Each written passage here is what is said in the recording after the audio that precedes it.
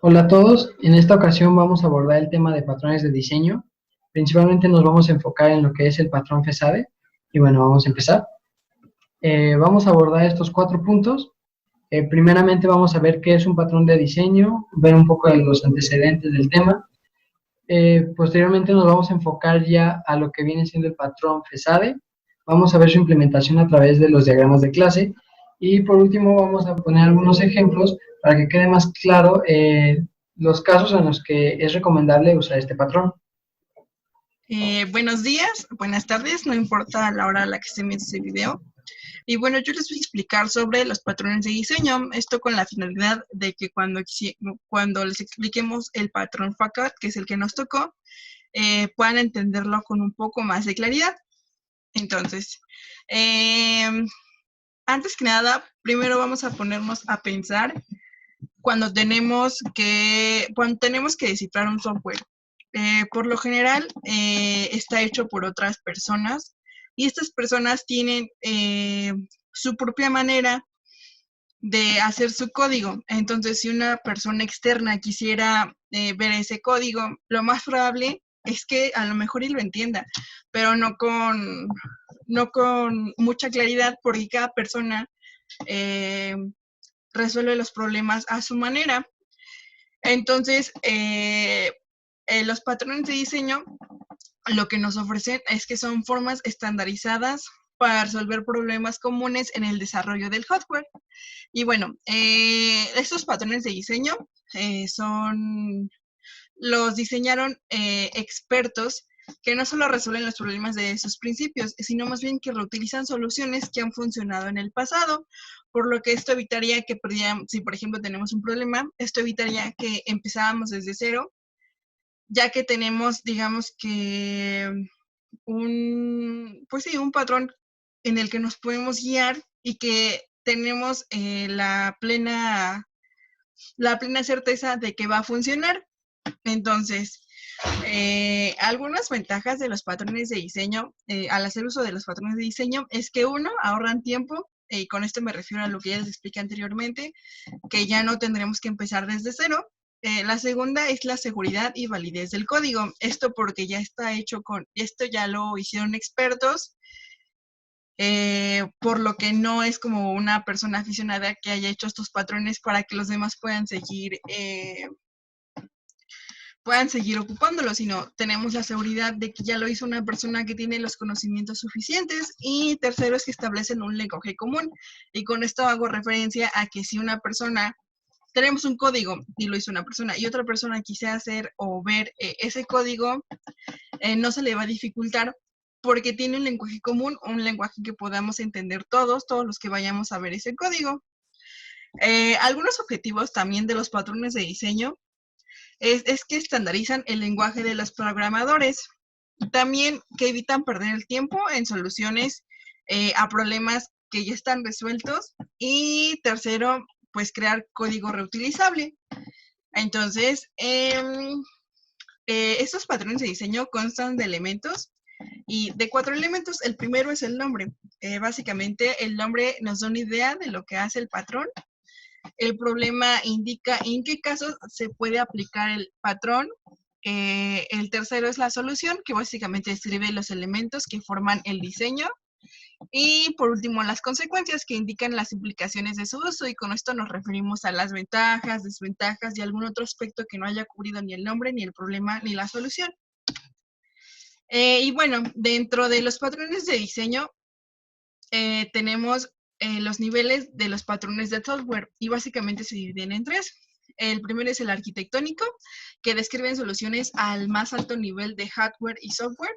Después tenemos el nivel de patrón de diseño, que básicamente describen soluciones en un nivel medio de estructuras de software.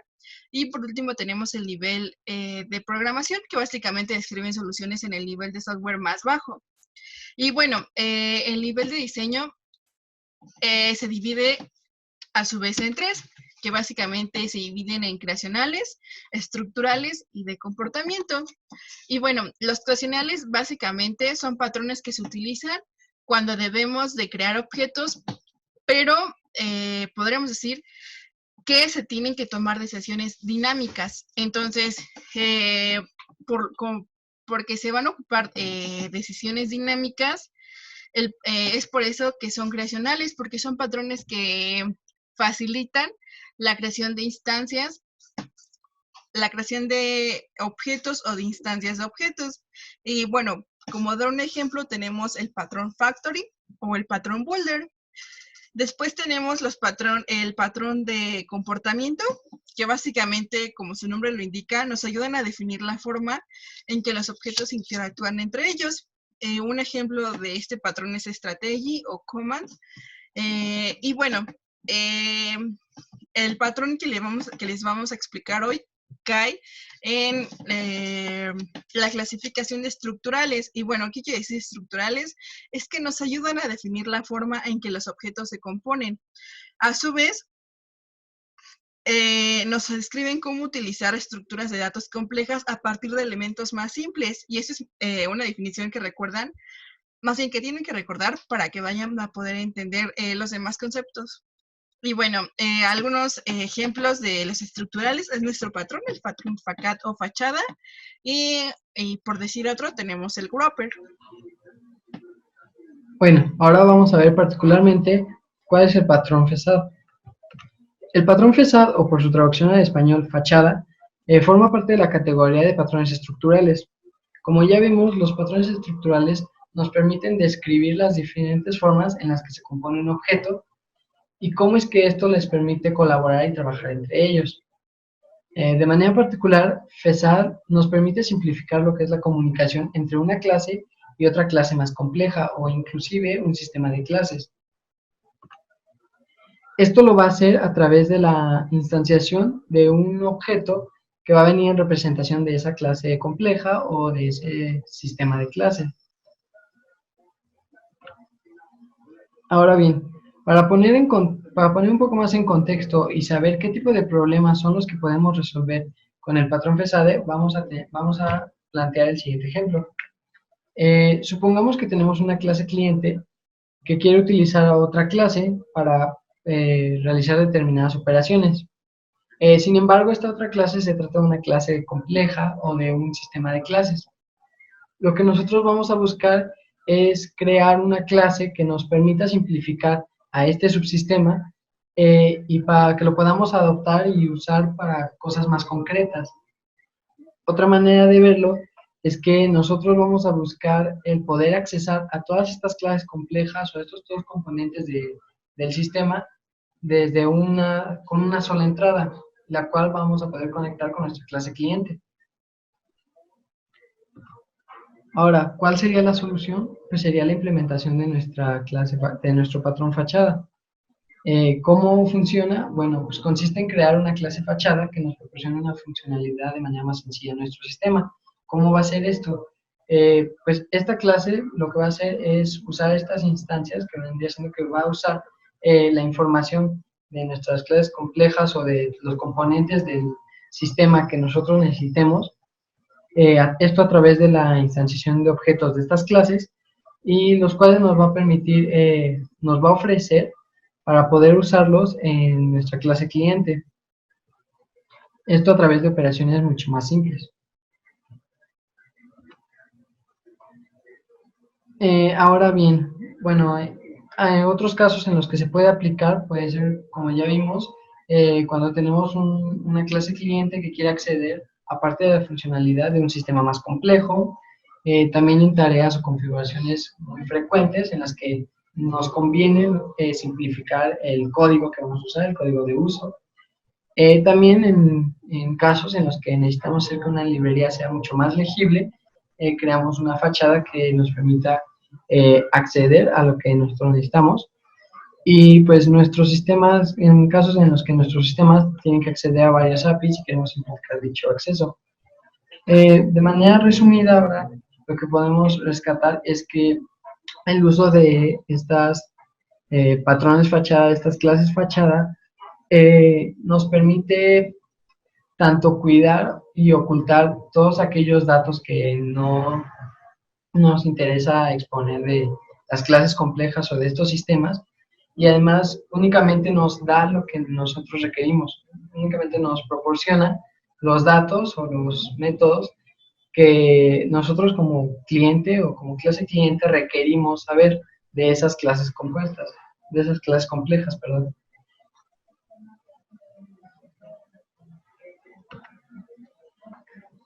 Y eso es todo a lo que nos referimos cuando decimos que Facade nos permite el desacoplamiento entre clientes y sistemas complejos, ya que lo que va a hacer Fachada es ser un punto intermedio entre nuestra clase cliente y todo este mundo de clases complejas a utilizar, ya que realmente, si lo ponemos así, en casos pequeños, en los que trabajamos tal vez con 3 clases complejas, no parecería muy grande el problema de querer enlazar a nuestra propia clase cliente con esas 3 clases.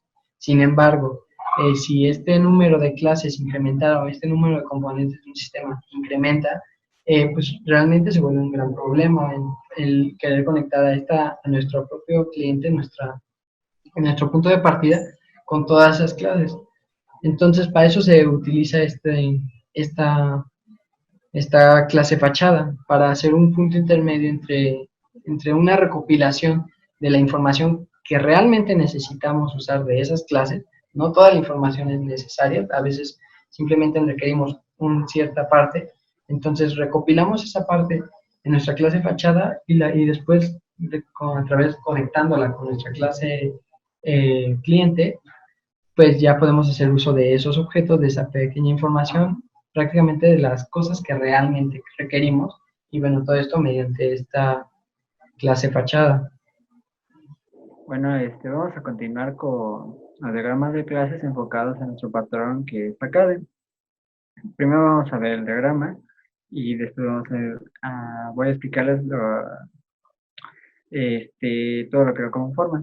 Primero vamos a ver que el cliente va a crear una instancia de Facade o la clase fachada y esta va a realizar algo respecto con las clases que que quiere implementar el cliente, pero para hacerlos más simples, va a utilizar fachada. Como le han dicho mis compañeros y ahorita mismo, el cliente va a ser el que va a estar empleando a fachada para realizar todas las actividades que quiera con las clases que quiere utilizar y que están siendo empleados por fachada. Fachada va a ser nuestro menú o interfaz para estar trabajando dichas clases y que sea más simple para el cliente estarlas utilizando. Y nuestras clases complicadas o complejas van a estar siendo empleadas por fachada, que a su vez son empleadas por cliente, y sean más directas en su momento de uso y no tenga que estar directamente desde el cliente, estar llamándolas una a una, método por método, como habíamos hecho al principio del semestre, que llevábamos creamos la instancia de un objeto y llevamos luego su método. No, aquí pues lo hacemos de la misma manera, pero a través de un menú que viene siendo la fachada.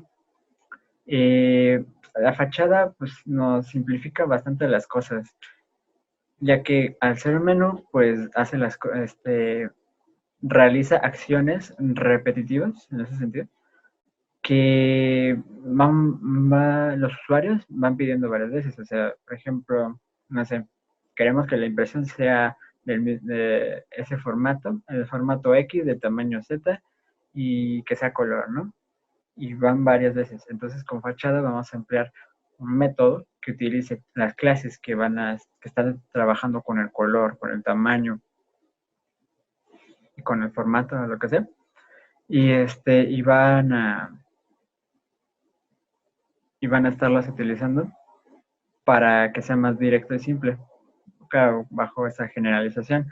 También nos sirve porque el usuario no necesariamente, más bien no necesita saber de cómo funciona las clases complejas. Simplemente va a entrar a un menú instanciado desde la clase de cliente y va a estar trabajando con nuestras clases complejas sin necesidad de que sepa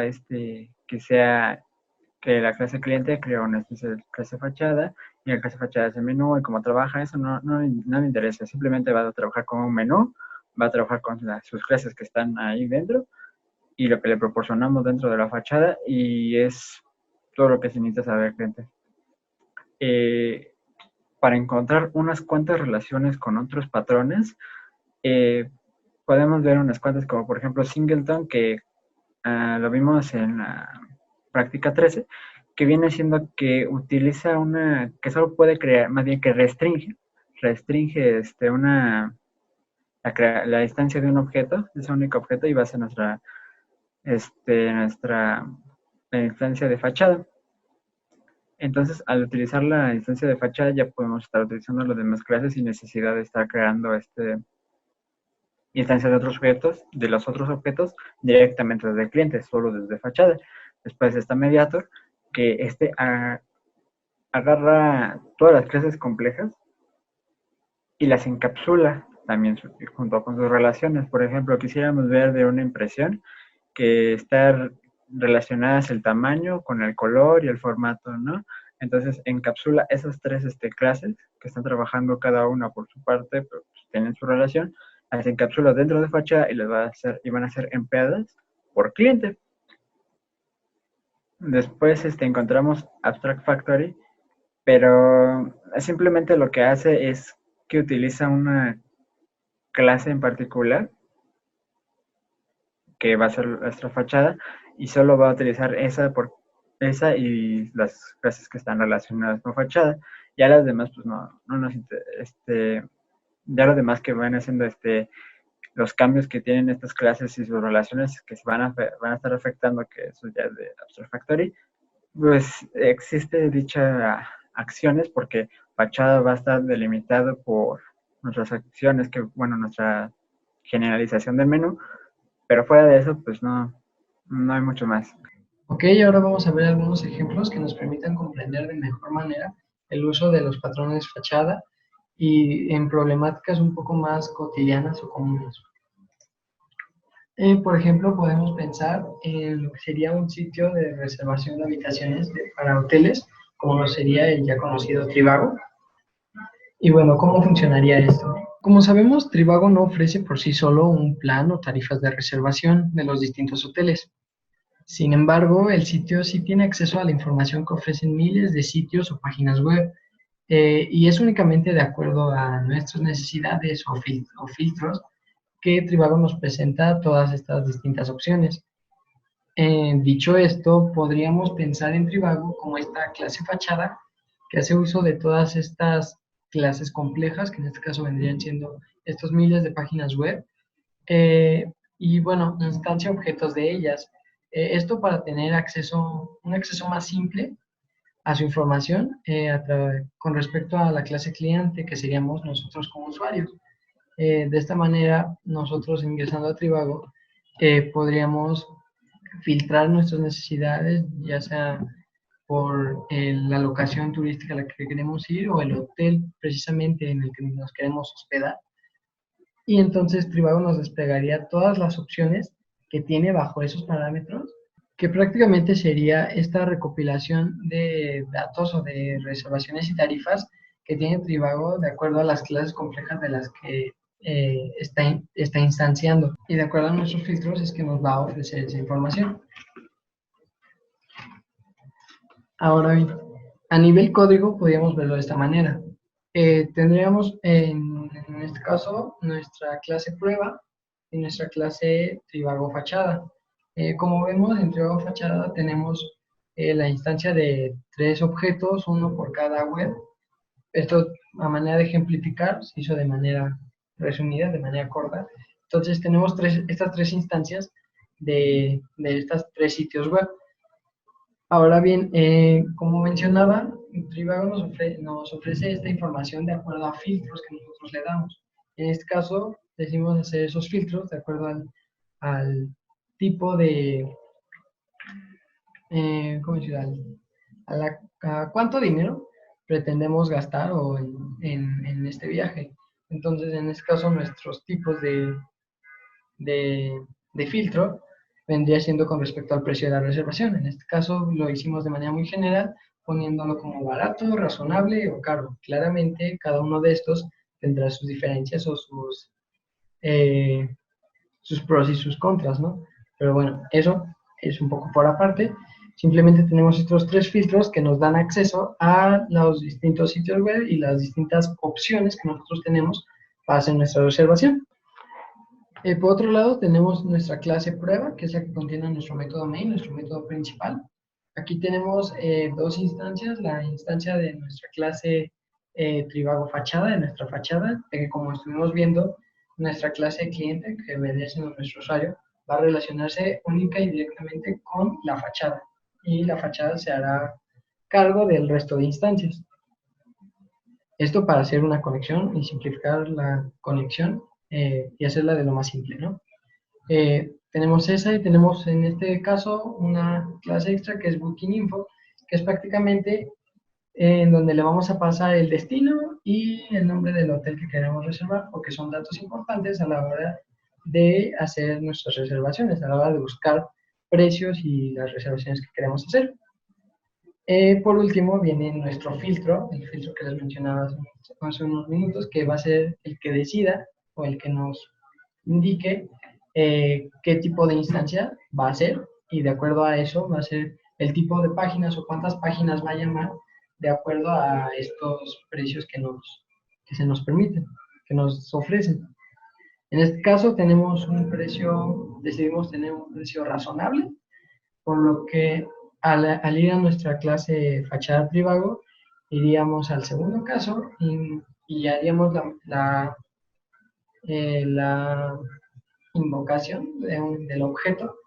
Bueno, usaríamos la instancia de nuestra página web 2, que es la que nos ofrece un precio razonable y un listado de lo que nos ofrece o de qué tan buena es esa oportunidad, qué tan viable, cuánta gente la ha usado, diferentes cosas de información que te puede ofrecer la página. En nuestro caso, para ejemplificar, únicamente te va a hacer una impresión de que es de que viene siendo la opción que la gente más comúnmente decide comprar o decide usar. Esta manera únicamente de ejemplificar este caso, este ejemplo. Y bueno, podríamos agregar otro ejemplo para que pueda quedar claro este tipo de patrón. Digamos que el ejemplo más básico es sacar dinero de la cuenta del banco. Para poder sacar o retirar dinero de un cajero automático, por ejemplo, se requieren numerosas operaciones para garantizar la seguridad y la integridad del usuario. Entonces, entre estas operaciones, podríamos pensar en introducir claves, comprobar la clave, obtener la cuenta, introducir el saldo, comprobar el saldo, imprimir el ticket, expedir el dinero, comprobar el saldo disponible, actualizar el saldo, desbloquear la cuenta, bloquear la cuenta, entre otras operaciones. Entonces, podríamos decir que el cajero no tiene acceso total, sino más bien tiene algunas operaciones generales que pueden ser utilizadas y enviar esa información al usuario que está utilizando el cajero, por lo que el cajero funciona más bien como una especie de fachada entre las operaciones complejas que ya mencioné al momento de retirar el dinero, al momento de que el usuario esté retirando el dinero. Entonces, podríamos decir que este es como un ejemplo como más terrenal si queremos entender este patrón. Como último ejemplo que podremos encontrar, viene siendo del arranque de un motor, ya sea de un carro o de un avión, como quieran verlo, pero vamos a enfocarnos en que es de un automóvil. Para verlo desde el punto de vista del patrón fachada, vamos a imaginar que nuestro menú vamos a querer que nos estén diciendo, o más bien que nos imprima, niveles de aceite, de cantidad de combustible que hay en el automóvil, kilómetros que ha recorrido en total y kilómetros que ha recorrido desde el último arranque y veces que ha arrancado. ¿Con qué hacemos esta finalidad? Bueno, cada clase va a estar trabajando con una propiedad distinta, ¿no? El nivel de aceite, la gasolina, la cantidad, la distancia que ha recorrido. Todo eso para ver si el coche ha estado recorriendo dichos kilómetros en las condiciones más óptimas. Es decir, si no se le han desgastado demasiado las llantas, si no ha tenido que estar utilizando demasiado gasolina, si no ha desperdiciado aceite, si no se le si le hace falta anticongelante. Todo ese tipo de detalles podemos estarlos trabajando con el simple arranque de un motor, porque veremos que desde el arranque del motor, si ha habido muchos cambios desde el último arranque, entonces podemos decir que ahora ya no puede estar en óptimas condiciones para seguir circulando, y entonces ya tendría que hacer unas operaciones, un cambio de aceite, un cambio de, ¿cómo se dice?, de ruedas, todo ese tipo de puntos podemos estar viendo.